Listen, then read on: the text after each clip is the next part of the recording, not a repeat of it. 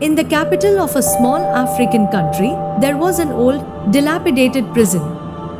The walls of that prison had heard countless innocent screams, endless prayers, and curses. Behind those walls, a man named Suleiman had been imprisoned for the past 7 years.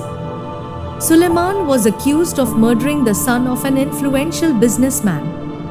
However, the truth was that Suleiman was in his village outside the city at the time of the incident. But there was no one to testify for him.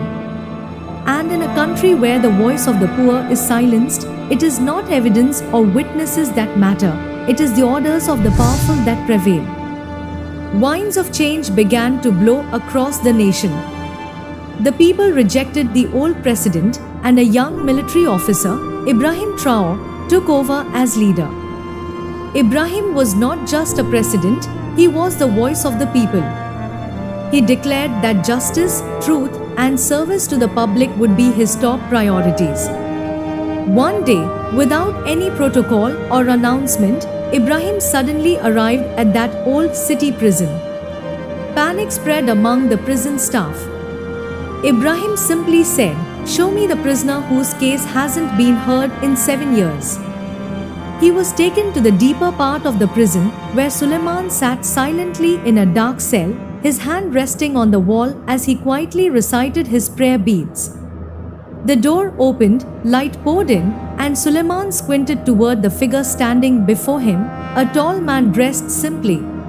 "What's your name?" "Suleiman." "How long have you been here?"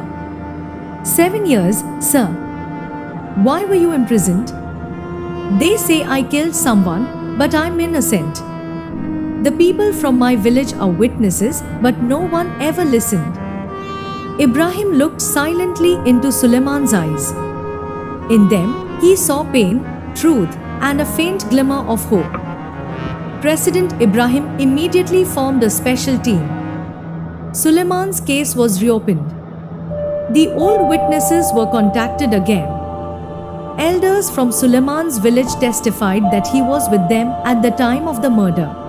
The investigation revealed that the real killer was the businessman's own cousin, who had murdered his brother out of greed for property. Suleiman was just a poor laborer, made a scapegoat for the crime. Within a week, a special court was convened. After reviewing the full report, the judge stated, "The state wronged Suleiman. A man spent 7 years in prison for a crime he didn't commit. This wasn't justice, it was oppression." The court not only ordered Suleiman's immediate release but also instructed the state to compensate him financially and take action against the responsible prison staff. When Suleiman walked out of the prison, a crowd was waiting outside, TV channels, journalists, and at the front stood President Ibrahim himself.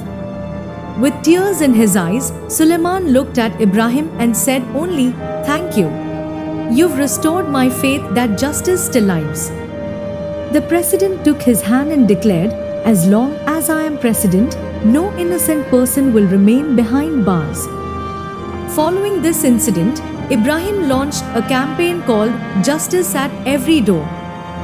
Across the country, cases of prisoners were reopened.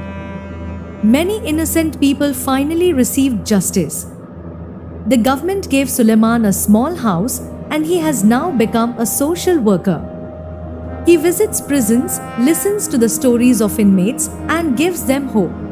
This story is not just about one man or one country. It is about every society where the powerful become oppressors and the voice of the poor is silenced. But when an honest leader rises, he doesn't just change the system, he rekindles hope in millions of hearts. The journey isn't over yet. Subscribe and stay tuned for the next story.